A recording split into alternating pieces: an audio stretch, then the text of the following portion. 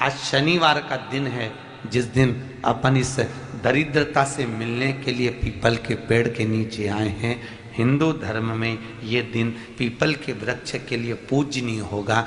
जो भी शनिवार के दिन पीपल के वृक्ष की पूजन करेगा, दूध चढ़ाएगा या मिष्ठान का भोग लगाएगा, लक्ष्मी और नारायण उसके घर में प्रवेश कर जाएगा।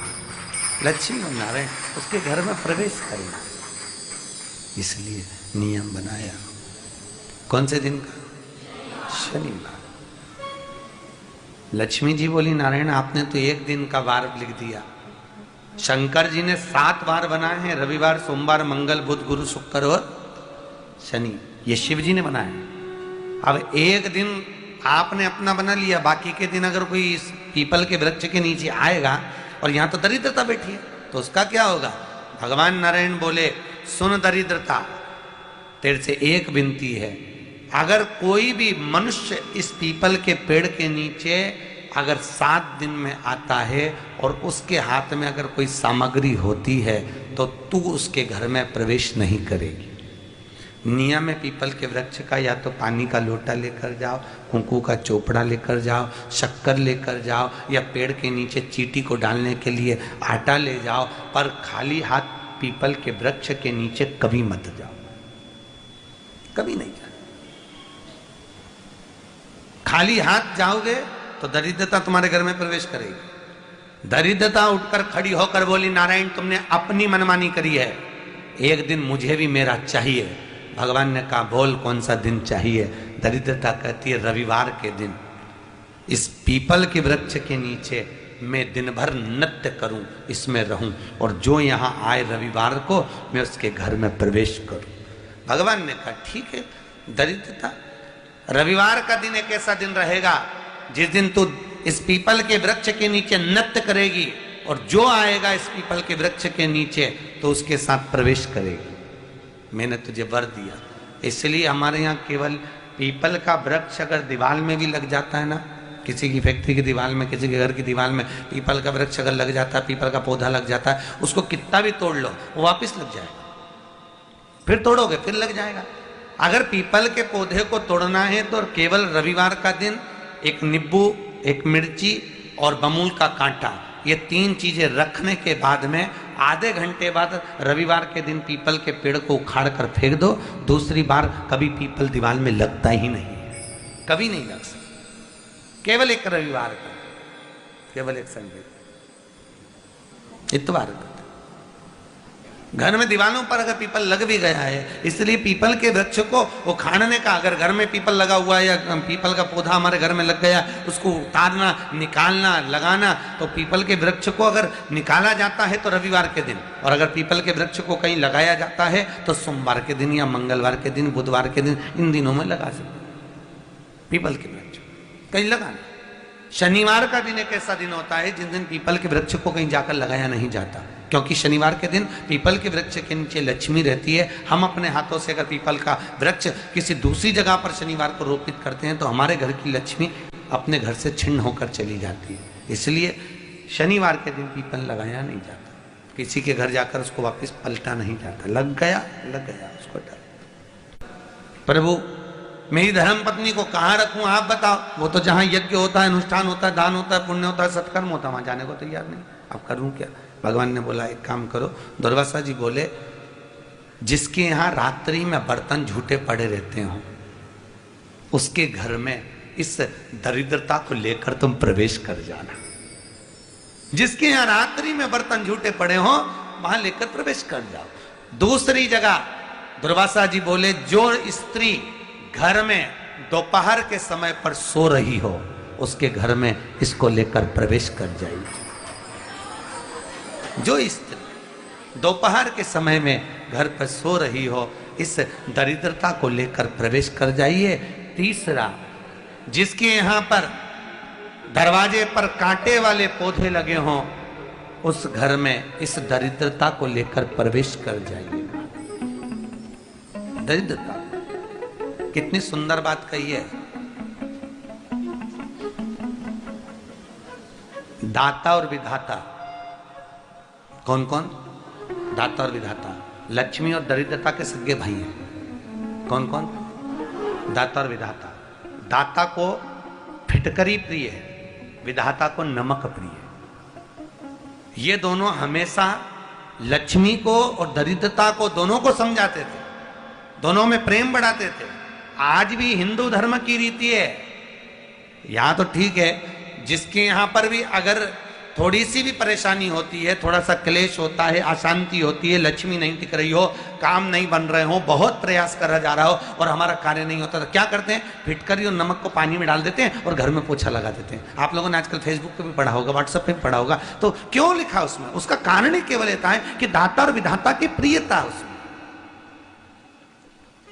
माता ख्याति के जो 4 बच्चे हुए, इसमें जो 2 लड़के हैं, दाता और विधाता, उसकी प्रियता उसकी पूर्णता उसमें। अब दुर्वासा जी बोले अपनी धर्म पत्नी को वहां लेकर, जहां कांटेदार पौधे लगे हों वहां पर लेकर प्रवेश कर जाइए। कांटेदार पौधों में उस दरिद्रता का निवास हो गया। शंकर पर विश्वास रखकर एक एक पल, एक एक घड़ी, एक एक समय, एक एक नक्षत्र का शिव महापुराण में वर्णन है। यहां तक शास्त्र कहता है कि पीपल के वृक्ष की जब भगवान शिव रचना करे, पीपल के वृक्ष की जब रचना करी गई तो उस पीपल के वृक्ष में भी कौन सा समय किसका है, ये शिव महापुराण वर्णन करती है। सुबह 4 बजे से लेकर 7:30 बजे तक पीपल के वृक्ष में ब्रह्मा जी का वासा होता है। 7:30 बजे से लेकर 10:30 पौने 11 बजे तक पीपल के वृक्ष में भगवान विष्णु का वासा होता है। 10:30 बजे से लेकर पीपल के वृक्ष में 11:30 बजे तक पितरों का वासा होता है। 11:30 बजे से लेकर 12:30 बजे तक पीपल के वृक्ष में आहूतों का वासा होता है। 12:30 बजे से लेकर शाम को 4 बजे तक पीपल के वृक्ष में वासुकों का वासा होता है। 4 बजे से लेकर शाम को 7:30 बजे तक पीपल के वृक्ष में शंकर का वासा होता है। 7:30 बजे से लेकर 9:30 बजे तक पीपल के वृक्ष में कुबेर का वासा होता है। 9:30 बजे से लेकर फिर कुबेर के वृक्ष में अन्य देवों का वासा चालू हो जाता है। इसलिए हमारा हिंदू धर्म कहता है, हमारे शास्त्र कहते हैं कि पीपल के वृक्ष को जब पूजा जाता है, पीपल के वृक्ष की जब पूजन करी जाती है तो सुबह 10:30, 11, ज्यादा से ज्यादा 11:30, ज्यादा से ज्यादा 12, उसके पहले पीपल के वृक्ष की पूजन कर लेना चाहिए। क्यों? क्योंकि 11:30 बजे से लेकर 12:30 बजे तक पीपल के वृक्ष में पितरों का वासा रहता है, आहूतों का वासा रहता है, फिर वासुकों का वासा आता है। पितृ किसको कहते हैं? महाराज जो पूरी उम्र लेकर चले गए और उनके भीतर अभिलाषाएं बहुत थी, मैं ये भी करना चाहता हूं, मैं ये भी करना चाहता हूं, वो पितृ हो जाते हैं। आहूत किसको कहते हैं? जिस माता के गर्भ में बच्चा जन्म ले और मर जाए, या 6 महीने का गर्भ धारण करने के बाद अवर्षण हो जाए, जीव पड़ने के बाद 6 महीने के बाद अगर बच्चा गर्भ में भी शांत हो जाता है, कुंवारी अवस्था में शांत हो जाता है, जिसका विवाह नहीं हुआ ऐसा बच्चा जब शांत हो जाता है, अधोगति में कोई मर जाता है, सुसाइड कर कर एक्सीडेंट में किसी भी रूप में मर जाता है, तो वो आहूत कहलाता है। और बहुत ध्यान देना साहब, शिव महापुराण की कथा कहती है पितरों को भाग मिलता है, इसलिए पितृ तृप्त रहते हैं। शनि लग गया, शनि लग गया, शनि लग गया। जितने यहाँ कथा में बैठे हो ना, तुम सबने भी मोबाइल में देखा होगा तो देख रहे होगे, वृश्चिक पे लग गया, कुंभ पे लग गया, धैया लग गया, 7.5 लग गया, आधे से ज्यादा तो शनि के डिप्रेशन में पड़ गए।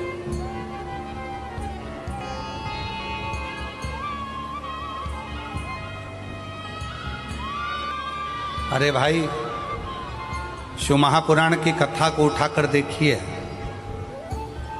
दुनिया के लोगों को शनि लगता है, शनि को शंकर लगता है।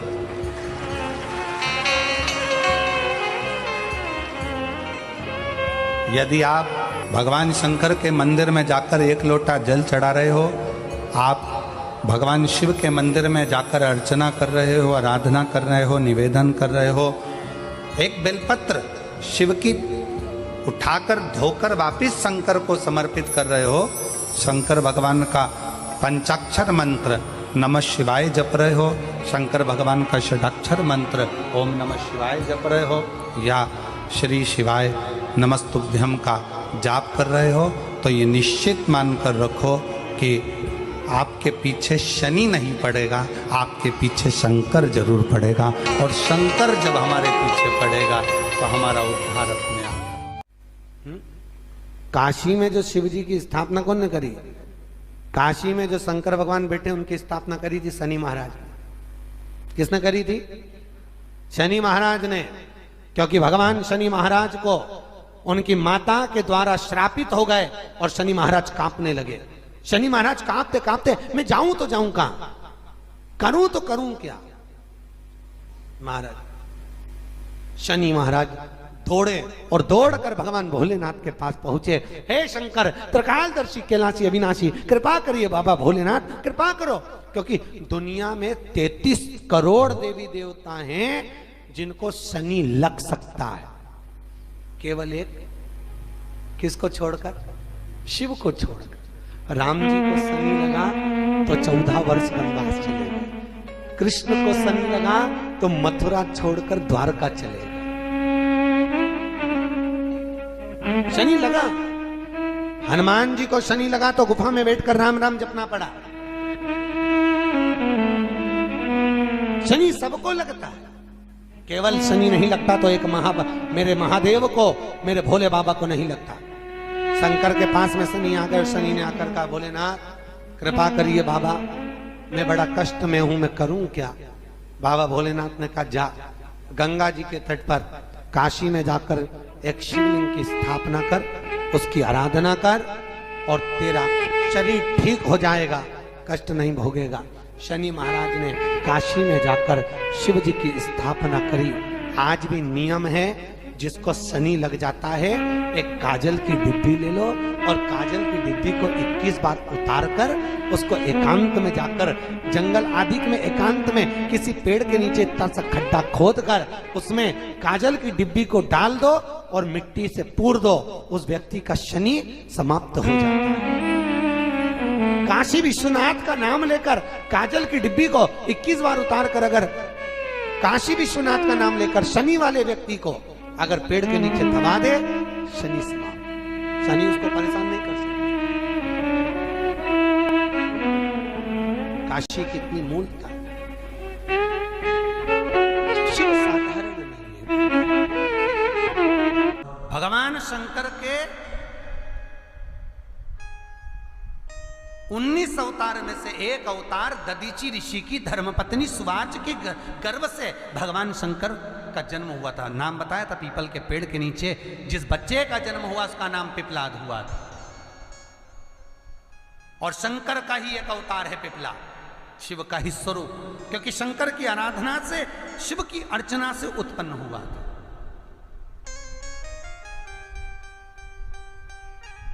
तो जो पिपलाद जन्म थे उन पिपलाद को भी दुख हुआ था।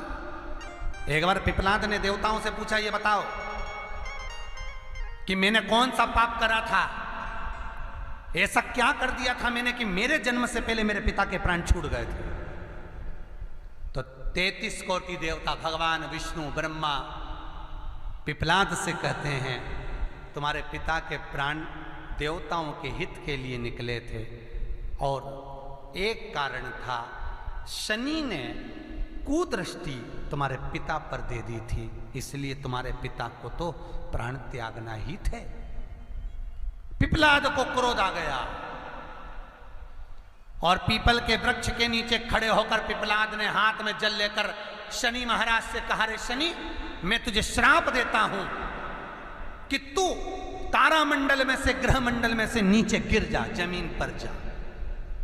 और शनि महाराज जमीन पर गिरने लगा। देवताओं ने आकर पिपलाद की स्तुति करी, क्योंकि शंकर का स्वरूप है पिपलाद। पिपलाद शंकर का स्वरूप, स्तुति करी, आप क्षमा करो शनि देवता को। शनि को लाकर खड़ा कर दिया। तब पिपलाद ने देखा क्षमा मांगने आया है तो क्षमा कर दिया, पर एक शब्द शनि देव तेरे को कहता हूं। शंकर स्वयं पिपलाद के रूप में शनि से कहते हैं, शनि सुन, जन्म लिए बच्चे से लेकर 16 वर्ष की आयु तक, 16 वर्ष की आयु तक शनि कभी किसी बच्चे पर प्रभाव नहीं देगा। यदि जन्म लिए बच्चे से लेकर 16 वर्ष की आयु तक किसी बच्चे पर शनि की कुदृष्टि पड़ेगी तो शनि तारा मंडल से, ग्रह मंडल से जमीन पर गिर जाए। शनि ने हाथ जोड़कर निवेदन करा, कभी मैं जन्म लिए बच्चे से लेकर 16 वर्ष तक के बच्चे को कभी कष्ट नहीं दूंगा, मेरी कुदृष्टि नहीं पड़ेगी, मेरी कुदृष्टि नहीं पड़ेगी। शनिवार के दिन जो पीपल के वृक्ष में सरसों के तेल का दीप लगाता है उसको शनि कभी परेशान नहीं करता। एक बात हमेशा ध्यान रखिएगा, मान लो अगर कोई भारी रोग ऐसा शनि महाराज के कारण हो गया हो, अच्छे काम करते करते उल्टे हो रहे हैं, होते हैं किसी किसी के साथ में, विपरीत परिस्थितियां आ जाती है, अच्छा करने जाओ बुरा हो जाता है, अच्छा कर्म करने जाओ बुरा हो जाता है। तो पीपल के वृक्ष की जो छाल होती है, छाल देखिए, पीपल के वृक्ष में जो छाल लगी होती है, उस छाल को घिसकर चंदन बनाकर भगवान शंकर का स्नान कराकर, अभिषेक कराकर, पूजन कराने के बाद में पिपलेश्वर महादेव का नाम लेकर, कौन से महादेव? पिपलेश्वर महादेव का नाम लेकर वो जो घिसी हुई छाल होती है उस छाल का तिलक भगवान शंकर को लगा लो और उसी का थोड़ा सा भाग अपने कंठ पर, मस्तक पर लगाना प्रारंभ कर दो। धीरे धीरे जो विपरीत दशा है वो सुधरना प्रारंभ हो जाती है। पर नाम याद रखना, पिपलेश्वर।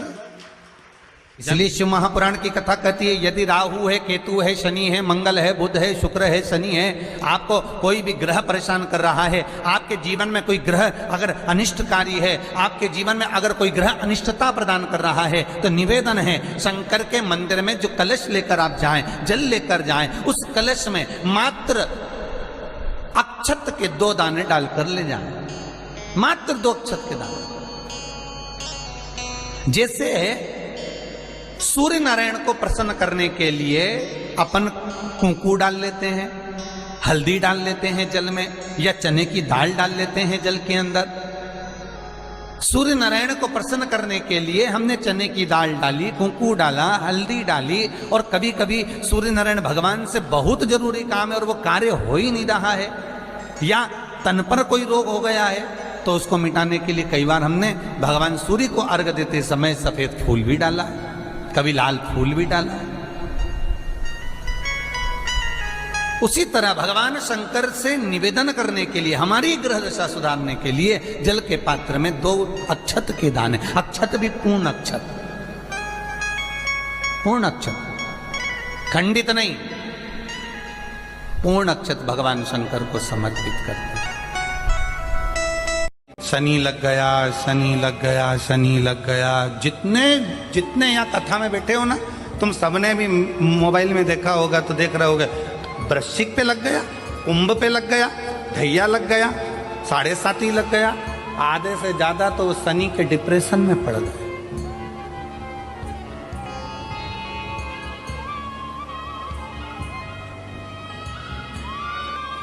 अरे भाई, शिव महापुराण की कथा को उठाकर देखिए, दुनिया के लोगों को शनि लगता है, शनि को शंकर लगता है।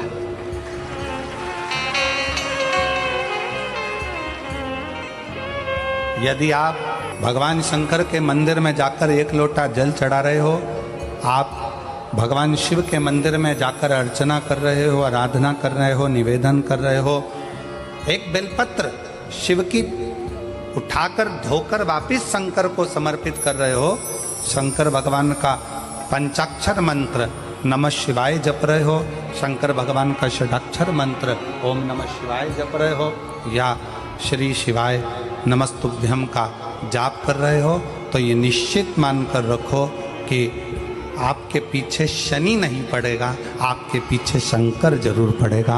और शंकर जब हमारे पीछे पड़ेगा तो हमारा उद्धार अपने आप। काशी में जो शिव जी की स्थापना कौन ने करी? काशी में जो शंकर भगवान बैठे उनकी स्थापना करी थी शनि महाराज ने। किसने करी थी? शनि महाराज ने। क्योंकि भगवान शनि महाराज को उनकी माता के द्वारा श्रापित हो गए और शनि महाराज कांपने लगे। शनि महाराज कांपते कांपते, मैं जाऊं तो जाऊं कहां, करूं तो करूं क्या। महाराज शनि महाराज दौड़े और दौड़कर भगवान भोलेनाथ के पास पहुंचे। हे शंकर, त्रिकालदर्शी, कैलाशी, अविनाशी, कृपा करिए बाबा भोलेनाथ, कृपा करो। क्योंकि दुनिया में 33 करोड़ देवी देवता हैं जिनको शनि लग सकता है, केवल एक, किसको छोड़कर, शिव को छोड़कर। राम जी को शनि लगा तो 14 वर्ष वनवास चले गए, कृष्ण को शनि लगा तो मथुरा छोड़कर द्वारका चले गए। शनि लगा, हनुमान जी को शनि लगा तो गुफा में बैठकर राम राम जपना पड़ा। शनि सबको लगता है, केवल शनि नहीं लगता तो एक मेरे महादेव को, मेरे भोले बाबा को नहीं लगता।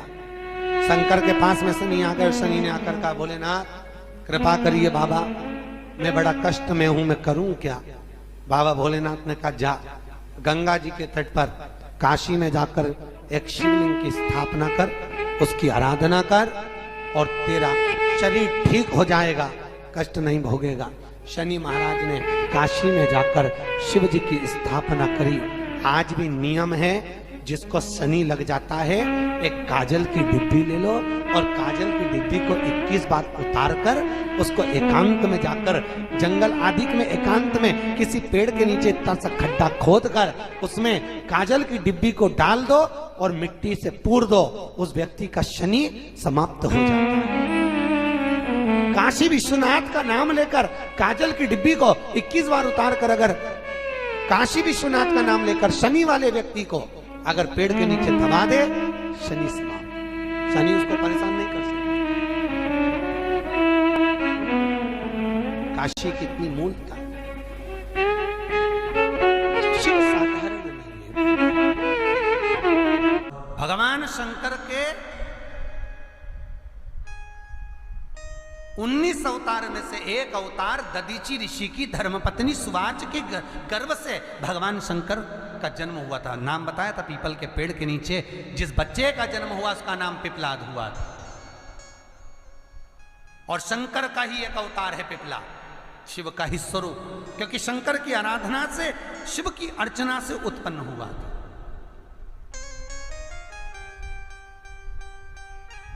तो जो पिपलाद जन्म थे उन पिपलाद को भी दुख हुआ था।